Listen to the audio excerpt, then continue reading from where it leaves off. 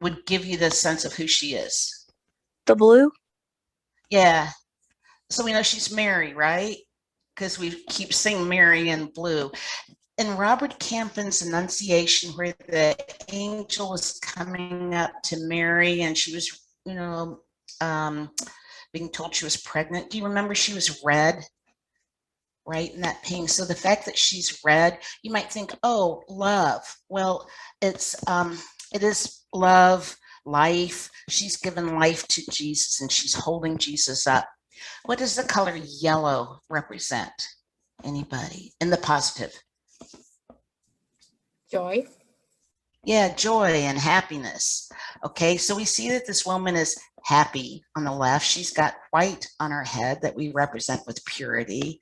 We know that the peace and calm of Mary being the queen of heaven is there. And then the guy on the right, it's a real dull purple. But remember, we said purple is kind of royalty. So he's important, but he doesn't really look like he's part of this picture as much. Notice how many triangles you see. How many triangles are there, Alana? Can you tell me how many triangles? Like if you drew a triangle around the figures, how many do you see, Alana? I see 3. Excellent. Excellent. Yeah. So if you can see my cursor, I don't really want to draw on this, it's a pain, but the lady with the yellow and her baby form one triangle. And notice how it's a real stable equilateral triangle, equal-sided. And we said that means spirituality. And then there's another triangle if you go up the baby that's below. Okay, if you go the baby that's below, up the baby's back to Mary's head, and then down the baby she's holding, Jesus, there's another triangle. And that triangle is bigger, making it more important. And then this dude on the right, he's a triangle too, but he's a totally different triangle. It's almost like his triangle is cut off on the back and he's facing the other way. And he's got all these X shapes on him what I mean by that is see the tablet that he's writing on. If you made a line with the tablet that he's writing on and a line with his body, it's like it's an X. And then he has this staff. And when you follow the line of the staff with the line of his legs, that's like an X. So this guy is not part of this picture, but he's there. Who's the guy? I mean, the guy on the right. I'm sorry, get my left and right mixed up. Mess you guys up. Who's the guy on the right, do you think? If that's Mary in the middle. Yeah, Joseph. Why would Joseph be kind of off to the side? He's technically not the father of Jesus. Technically he's the one that raises him but doesn't father him. Right. Now, so God is the father, right?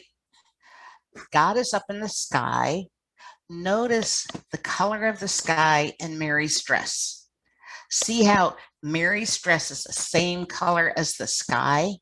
So you make this association, oh, Mary, the sky, that's the mother and father. Now, behind Joseph, I see some stairs. And if you're into Led Zeppelin's Stairway to Heaven, okay, that song has not been written in the 1600s. But look at how Joseph is blocking the stairs. In other words, you can't get to heaven through Joseph or through the physical realm. You go through heaven through, in this belief system, Christ. If you look, Mary's dress is blue. There is this archway over Christ with blue over Christ, and then there's a blue of the sky. And if you make kind of an invisible line from Mary to Jesus's head to the sky, you see this direct line, Mary, Jesus, God. Now, the artist did that on purpose. Let's start on the left, now that we have oriented ourselves, and see what else we can see. Okay, and I apologize if you're Muslim or Buddhist or were brought up in a culture that didn't have a lot of Christianity in it, because this is a condensed code. it's something that somebody who was brought up in this way would understand, but somebody who was Muslim and had not dealt with the New Testament might see differently. So let's acknowledge that and not be biased. Okay, does anybody know who the lady on the left is? Because the baby is John Baptist or Saint John. Does anybody know who the lady on the left would be if you went to Bible school? Isabel? Yeah. So, and you might have a slightly different accent on that. Yeah, Elizabeth was she a cousin to Mary, I think? And she was older and didn't think she could have children anymore. And she has this miracle baby, John, St. John in the Catholic Church. And St. John is born to kind of presage the birth of Christ and baptize him. So she's lower, but she's dressed in gladness and happiness because she's happy she's had this baby. You'll see she has kind of gray hair. She's happy she's had this baby, and she's kind of looking up to Mary, and John is holding an apple. Now, what do we think an apple represents besides a computer? Apple, apple, apple. Nobody would give me an apple to your teacher? Joba, what were you thinking? Well, like knowledge, I think. Yeah. Yeah. Exactly. Exactly. So John is taking this knowledge, and it's the knowledge of what happened before Jesus was born. Well, the Old Testament is taking that knowledge from the Old Testament and handing it, and Jesus is like, reaching for it. Now, when you look at this picture, I said that diagonal lines create a lot of energy and movement. And there's diagonal lines in the triangles for sure. But when you look at the women versus the babies, this artist could make the babies stiff, could make the babies lying down. He can paint the babies any way he wants, but the way he paints the babies is with all these, their arms are moving and their legs are moving, and Jesus looks like he's leaning down and his arm is bent. The diagonal lines of the babies make you see this movement, like there's more movement there. And that's the movement of John and Jesus with the Old Testament becoming the New Testament. There's this dynamic movement going on. So I could say the triangles represent spirituality. There are 3 triangles that kind of represent the Trinity. The whole composition is in a large triangle showing you the big picture of spirituality. There is an invisible line that connects Mary and the sky. Now, that invisible line is called a pathway, a compositional pathway. And all that is that I look in one place and then my eye moves to another place and it makes a path. On product designs, you'll see that a lot. Like your eye will look at one thing and then you notice another detail, and the advertiser, wants you to notice 3 things on the front of the package. Well, when you have that where you notice like Elizabeth, Mary, the blue sky, that's a line that I'm describing, and that's called a compositional pathway, or a pathway for my eye. Do you see how you see Joseph last? Like he's not as much a part of that pathway. Joseph blocks the pathway up the stairs. Okay, now I noticed some things in the background, don't you? What's the main shape? Actually, I guess there's 2. What's the main shape you notice in behind the women? Anybody? Sydney, what's the main shape you see behind the people? Do you know? I see like a square and then like some circular things. Yeah, and I noticed that the squares are really up and down, right? Like they're tall. Mhm. So that means we said rectangles or squares show stability and strength. And the vertical lines are power. So this is like powerful and strong. Do you see how the square shapes look like a temple, like an old time temple, right? Well, this is the church, the temple. And notice that right above Jesus is a very strong vertical, powerful rectangle. So it's powerful and strong. Notice that for a minute. When I look at the rectangles in the background, see how it looks like it's dark and I don't know how I'd go into the temple? But if I went up through Jesus, where that opening is, that's like the porch of the temple. That's the temple entrance where Jesus is. Like there's a doorway where Jesus is. Well, you can't get into the temple, the spiritual temple, unless you go through Jesus. Like Jesus is right there. That artist could have put that archway anywhere. He puts it over little Jesus's head to say, well, this is how you get into the temple. So powerful and strong, that represents the church. Now, we said circles represented love, but didn't we also say it was like a cycle of life, like a life cycle, right? Like Audrey Flack's Wheel of Fortune had circles in it, and it showed the cycle of life. So when I see the cycle of life, the bottom circular object to the left of Elizabeth has water dripping off of it. And that's the baptismal font. Got to be baptized. Where is the top of that baptismal font? If you drew a line to the right, right at John's head, John the Baptist. So that's the baptismal fountain. The next one is a fruit tree. You will be fruitful. If you are baptized, you will grow and you will be fruitful and you'll have a fruitful life. The next round shape is that kind of vase-like shape at the top of the column. And it has a plant in it that in Europe you would recognize as an evergreen. Notice that that evergreen in the vessel is up where heaven is. It's not on the ground. It's not where the people are. The evergreen is up in heaven. So that little message of those three trinity of circles is get baptized, you'll have a fruitful life, and you'll have everlasting life in heaven. At the very bottom of the painting, I see a basket of fruit. So John is offering the apple to Jesus, knowledge. If you're baptized, you have all this knowledge. At Mary's feet, the next object on the steps is incense. And they used to burn incense when you died. Cover up the smell, probably, right? And so when you die, this incense is like your spirit going up in smoke. Smoke goes to the heaven. When you die and you go to heaven, incense, and then you see a little gold box. That's like they used to have something called an ossuary. When you died, your bones would be put into like a box.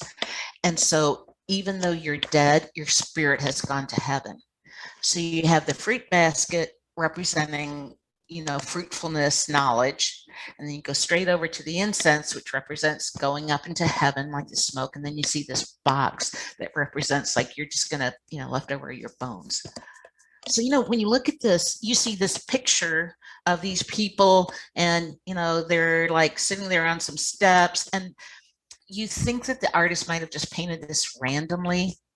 But actually, we know from the sketches that Poussin really, really thought about those triangles. One last little thing. To the right of Jesus's arm, beyond the church, you'll see that there is a little dark quarter circle. That's a tomb. Like it's if you went into a tomb where people were buried, and it's this idea that Jesus is bigger than a tomb. Okay, so there's tons of details in these. Here's another one. Let's see. Oh, you guys know this one? When you see the word Raphael Sanzio, that's his whole name. But during the Renaissance, they just use first names. So you have Michelangelo Buonarroti, he's Michelangelo. Leonardo da Vinci, he's Leonardo. Raphael Sanzio, you just go by Raphael. What did we say circles meant? Yes, Joba.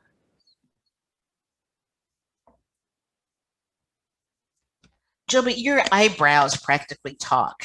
Joba, you're like this. You think, and then you go like this when you're puzzled. Ananya, what do you think that the circle represents here? Circle of life. Yeah. And I think it has love as well, don't you think? Yeah. Notice here, Raphael was really considered groundbreaking because he didn't paint Mary as this like rigid queen of heaven. He painted her as though she's loving. The blue here is Mary's dress, and the red here is her top. So we see the same red and blue that we saw in the one before. And the yellow on Jesus is happiness and gladness. And the little baby to the right is John the Baptist again. Now, the colors yellow and red mean joy and love, right? And we see yellow and red throughout this piece. There is a pathway that Raphael Sanzio is taking you on. Notice that I tend to look at people's eyes, and Mary seems to be looking at me, like look at who I've got. In many paintings of Mary during this time, she holds Jesus out as though she's giving Jesus to the world. And this was a really unusual piece because she's holding him close, like, no, you can't have him yet. So it's a little unusual. However, if you can see my cursor, I look at Mary's eyes, I go down through Jesus's eyes, I see this yellow, and then look at how Mary's arm has a yellow armband on it. Like, it's this funny little detail. And I go up her red arm and I come to her green shawl. And sure enough, the widest band on her shawl is yellow and red. See that detail, yellow and red. So I go from her eyes through Jesus's eyes, through Jesus's yellow, through her arm, up that yellow and red stripe. And then when I look at her turban, I don't know, or her headscarf, I don't notice it at first. But if you look, the stripes on her scarf are a dull red and a dull yellow. And I come across this and I come straight into this dark area down to John. And then I come down from John and I go down the blue dress and I go up Jesus's little feet. And then I come to this weird pole. And this is called Madonna of the Chair. And Raphael put that pole there so that your eye wouldn't keep going in circles and circles and circles. So the idea is your eye hits this pole.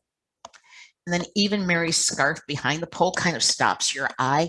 And then your eye goes back around. So it goes to the pole, then it bounces off the pole and goes back up Jesus's back, through her, up Jesus's back, through his eyes, through her eyes, through her arm, and then comes up this way. So what happens is Raphael makes you want to feel like she's rocking Jesus. And by your eye going round and round in these different circles, you get that rocking feeling. Now, one thing that I wanted to mention, I'm going to stop the share here. We're going to come back to this. So one of the things I want to mention is when you look at these paintings, these artists really knew what they were doing. And advertisers pick up on this language of details. Something that's kind of fascinating on semiotics are the meanings that we associate with things. We might think of Christian art with Jesus on a cross. Jesus was not shown on a cross for the first 1,000 years. Now, here's why. If you know about Christian history, in early Christianity, people were killed, right? They were tortured, they were killed, they were, it was a mystery cult and the Romans had outlawed it. Well, am I going to take the leader of a cult and show that you're going to be killed and get followers that way? And no, that's not going to happen. So what they did in early Christianity is Christ is the good shepherd. You're going to be his flock. He's going to protect you. Everything's okay. So the early images of the earliest semiotic code of who is Jesus is he's a shepherd who will tend his flock. when the Roman Empire falls and the power, what is that, like 400 AD? When the Roman Empire falls and there's this power vacuum, you start seeing Christ in a toga. And he's reaching out to people like you might see Julius Caesar reaching out, and he becomes, like Christ the orator, the word becomes important. And so you'll start seeing, for instance, that Christ will be holding a book and pointing to the book. During this time period, the Bible that was in all these different versions became codified. They put all the versions of the Bible into the Bible we know today and agreed on it. So at that point, Christ becomes like pointing to the book. He becomes Christ the teacher. It wasn't until we had the bubonic plague that Christ got put on a cross, because first he's a good shepherd, then he's reaching out to the people like an orator, then he's educating them about the Bible, and then the plague comes and people go to the monasteries or the church because all of the monks knew all the botanical medicine that they could give the people, and they also had the spiritual stuff. So the monks would say, here's the herbs you need to take for the plague, and you need to pray. And people would still get horribly sick and pustules and die. And so people were like, well, I prayed, I did everything the church told me to, and Jesus, is teaching me about, in the Bible, I should do this and that, and I'm still dying. And so people question, well, why am I still dying? And the church comes back and says, you are suffering so that you understand Christ's suffering. Well, up until then, it didn't look like Christ suffered any. So the church started making these images of Christ on the cross suffering. And the worse the plague got, the worse the images of Jesus got. So when the plague was really, really bad, Jesus starts getting not just nailed to the cross, but wounded and pustules and, like sores, and the crown of thorns starts bleeding, and where he's been poked, it's gotten infected. And it's kind of fascinating to see that during the plague, how much Christ is shown suffering, so that people believe, oh, I am identifying with Christ's suffering. That's the reason Jesus wants me to suffer. So I understand that. So, just in the images that we looked at today with Mary and Jesus, you go through the history of Christianity, and I think you're presented with images that you don't question. But then when you start wondering about them and realizing that, in this case, we don't know what Christ looked like, short and dark for all we know. Why does Christ look like a shepherd or a teacher or on the cross? Well, there's these semiotics, there's these associations that the church has put with it.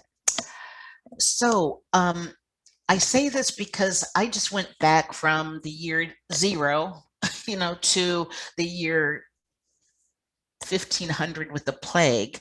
And you see that there's this history of an image, somebody that we call Christ, and an image that we've made up. And we see that there's these semiotics or meanings that we associate.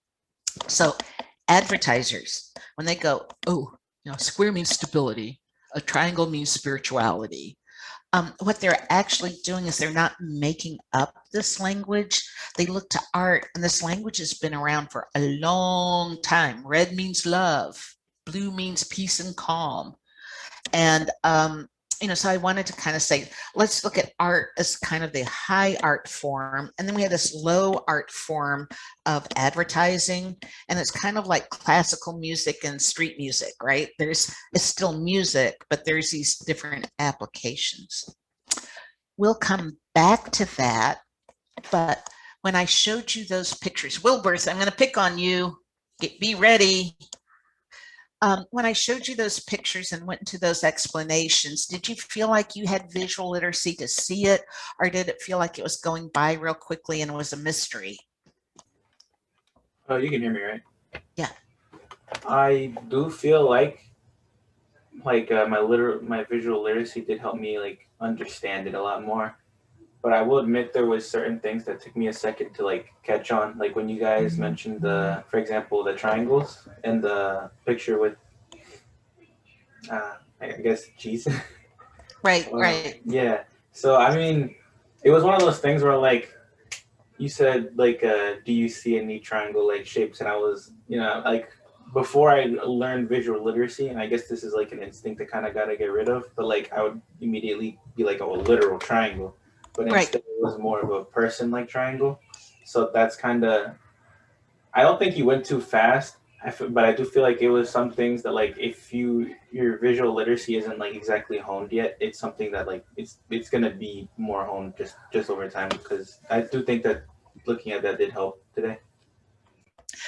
I think it's really interesting, your description. I appreciate it too, because you saw the illusion. Oh, there's a woman and a baby there. It's like, there's no woman and baby there. There's just an arrangement of colors and shapes, right? And you end up just seeing the illusion. And sometimes it's almost like the magician makes somebody disappear. You don't even know what to look for. And then once you know how the magician does that trick, you're like, I think I can figure this out. And so, yeah, like you don't even see the triangle until it's pointed out, because I think you don't know what to look for. Does that make sense? Yeah. Okay. That's why I stopped. I felt like, one or two examples were a pretty good way for you to see things.